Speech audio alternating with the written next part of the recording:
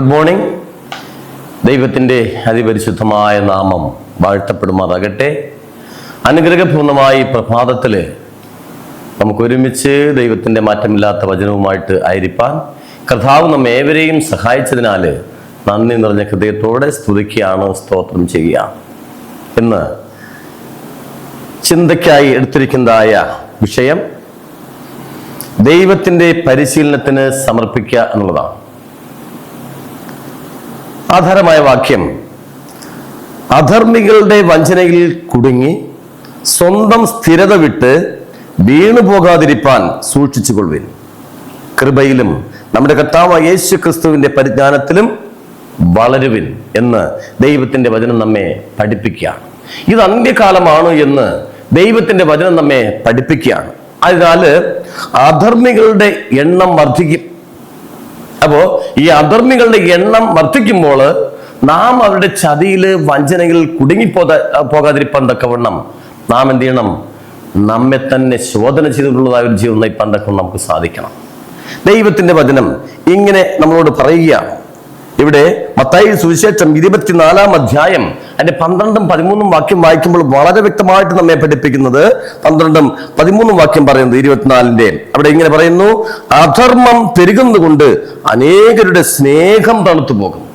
അധർമ്മം പെരുകും, അന്ത്യകാലത്തില് അധർമ്മം പെരുകും. അപ്പോൾ അനേകരുടെ സ്നേഹം തണുത്തു പോകുമെന്ന് ദൈവത്തിന്റെ വചനം നമ്മെ വ്യക്തമായിട്ട് പഠിപ്പിക്കുകയാണ്.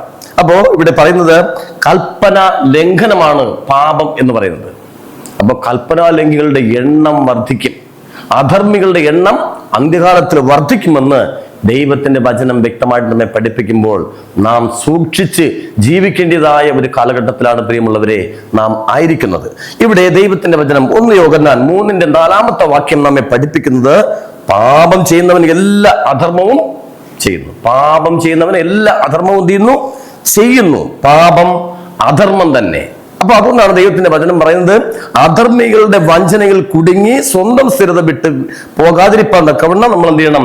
സൂക്ഷിച്ചു കൊള്ളണമെന്ന് ദൈവത്തിന്റെ വചനം എന്ത് ചെയ്യുന്നു? നമ്മെ പഠിപ്പിക്കുന്നു. 1 യോഹന്നാന്റെ പുസ്തകം അതിന്റെ 3-ന്റെ 8 വാക്യം വളരെ വ്യക്തമായിട്ട് നമ്മെ പഠിപ്പിക്കുന്നത് പാപം ചെയ്യുന്നവൻ പിശാചിന്റെ മകൻ ആകുന്നു. അപ്പൊ പാപം ചെയ്യുന്നതായ വ്യക്തികളുടെ എണ്ണം വർദ്ധിക്കുമെന്ന് വിശുദ്ധ വേദപുസ്തകം നമ്മെ പഠിപ്പിക്കുകയാണ്. പിശാച് ആദ്യം മുതൽ പാപം ചെയ്യുന്നുവല്ലോ. പിശാചിന്റെ പ്രവൃത്തികളെ അഴിപ്പാൻ തന്നെ ദൈവപുത്രൻ പ്രത്യക്ഷനായി എന്ന് ദൈവത്തിന്റെ വചനം നമ്മെ പഠിപ്പിക്കുന്നു. ആയതിനാൽ അന്ത്യകാലത്ത് പാപം എന്ത് ചെയ്യും? വർദ്ധിക്കും, അല്ലെ എന്ന് ദൈവത്തിന്റെ വചനം നമ്മെ പഠിപ്പിക്കും. 1 യോഹന്നാൻ 2-ന്റെ 4 വാക്യം വായിക്കുമ്പോൾ അവിടെ പറയുന്നത് അവനെ അറിഞ്ഞിരിക്കുന്നു എന്ന് പറയുകയും അവന്റെ കൽപ്പനകളെ പ്രമാണിക്കാതിരിക്കുകയും ചെയ്യുന്നവൻ കള്ളനാകുന്നു, സത്യം അവനില് ഇല്ല എന്നാണ് ദൈവത്തിന്റെ വചനം പഠിപ്പിക്കുന്നത്. ആയതിനാൽ പ്രിയമുള്ള ദൈവത്തിന്റെ ജനമേ, വളരെയധികം വഞ്ചിക്കപ്പെടാൻ പോകുന്ന ഒരു കാലഘട്ടത്തിലാണ് നമ്മൾ ജീവിക്കുന്നത്. ഒരു ഭരണശക്തി ആയിരിക്കുവാൻ എന്നാൽ സമർപ്പണത്തിന്റെ ശുദ്ധീകരണം ആവശ്യമുള്ളതുമായ ചിലര് നമ്മുടെ സമൂഹത്തിനകത്തുണ്ട്. ദൈവം ചിലരുടെ ജീവിതങ്ങളിൽ മാറ്റം കൊണ്ടുവരുന്നു. ചിലരുടെ ജീവിതങ്ങളിൽ എന്ത് ചെയ്യും? ദൈവം മാറ്റം കൊണ്ടുവരാൻ തക്കണം ആഗ്രഹിക്കുകയാണ്. അതിനാൽ നമ്മളെ തന്നെ ദൈവത്തിന്റെ സന്നിധിയിലേക്ക് എന്ത് ചെയ്യണം? സമർപ്പിക്കണം. ദൈവത്തിന്റെ പരിശീലനത്തിന് എന്ത് ചെയ്യണം? നമ്മൾ ഒരുക്കമുള്ളവരായിരിക്കണം.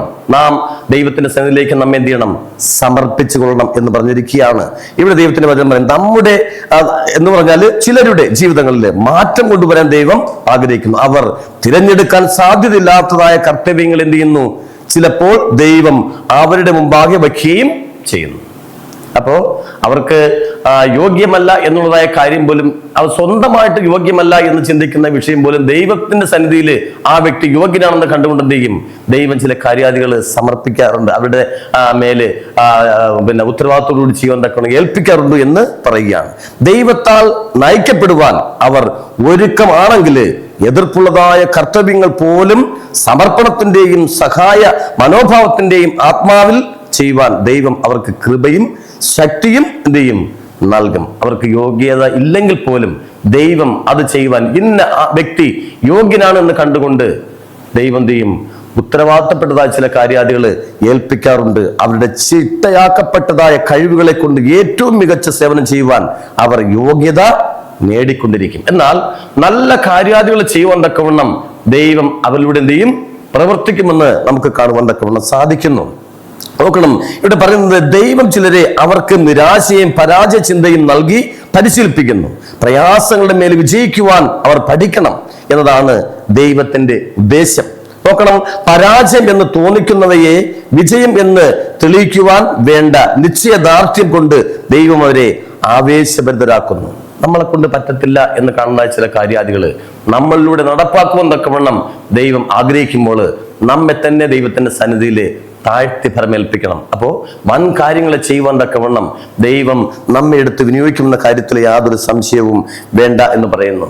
ഒരു ദൈവത്തിന്റെ വേലക്കാരനെ സംബന്ധിച്ചിടത്തോളം ജീവിതത്തിൽ ധാരാളം പ്രയാസങ്ങൾ, പ്രതിസന്ധികൾ, പ്രതികൂലങ്ങളൊക്കെയും എന്ത് ചെയ്യും? കടന്നു വരും. അപ്പോൾ ഒരു ക്രിസ്ത്യാനിയെ സംബന്ധിച്ചിടത്തോളം സംയമനത്തോടുകൂടി കാര്യങ്ങളെ കൈകാര്യം ചെയ്യുവാൻ തക്കവണ്ണം സാധിക്കണം. ഇവിടെ പറയുന്ന ഒരു ക്രിസ്ത്യാനി ദയ, സഹിഷ്ണുത, ദീർഘക്ഷമ, സൗമ്യത, സഹനശക്തി എന്നിവ പ്രകടമാക്കുന്ന ഒരു പ്രവൃത്തി ചെയ്യുവാൻ ഒരുക്കപ്പെടേണ്ടതാണ്. ഈ അമൂല്യ ഗുണങ്ങള് ക്രിസ്ത്യാനിയുടെ അച്ചടക്കമുള്ള ജീവിതത്തിലേക്ക് വരേണ്ടതുണ്ട്. അപ്പോൾ ഒരു ക്രിസ്ത്യാനിയെ സംബന്ധിച്ചിടത്തോളം അവൻ താഴ്മയോടെ, ക്ഷമയോടെ ദൈവിക കാര്യങ്ങൾക്ക് എന്ത് ചെയ്യണം? പ്രാധാന്യം കൊടുത്തുകൊണ്ട് ജീവിക്കാൻ അവന് സാധിക്കണം. കാര്യം നമ്മളെ കൊണ്ട് പറ്റില്ല എന്ന് കാണുന്നതായ കാര്യാദികൾ പോലും നമ്മളിലൂടെ നിറവേറ്റുവാൻ തക്കവണ്ണം ദൈവത്തിന് സാധിക്കും. അതിനാൽ ദൈവത്തിന്റെ പരിശീലനത്തിന് വേണ്ടി നമ്മെ തന്നെ താഴ്ത്തിക്കൊണ്ട് ദൈവത്തിന്റെ സന്നിധിയിലായിരുന്നു ജീവിപ്പാൻ തക്കവണ്ണം നമുക്ക് സാധിക്കണം. വൻ കാര്യങ്ങൾ ചെയ്യുവാൻ തക്കവണ്ണം നമ്മളിലൂടെ വൻ കാര്യങ്ങൾ ചെയ്യുവാൻ ദൈവത്തിന് സാധിക്കും. അതിനാൽ ദൈവത്തിന്റെ സന്നിധിയിൽ താഴ്മയോടെ ജീവിച്ച് ദൈവിക വേല ചെയ്യുവാൻ നിങ്ങളെ ദൈവം ധാരാളമായി അനുഗ്രഹിക്കുകയും ആശീർവദിക്കുകയും ചെയ്യട്ടെ എന്ന് ആത്മാർത്ഥമായി പ്രാർത്ഥിച്ചുകൊണ്ട് ഞാൻ എളിയ പ്രബോധനം അവസാനിപ്പിക്കുന്നു.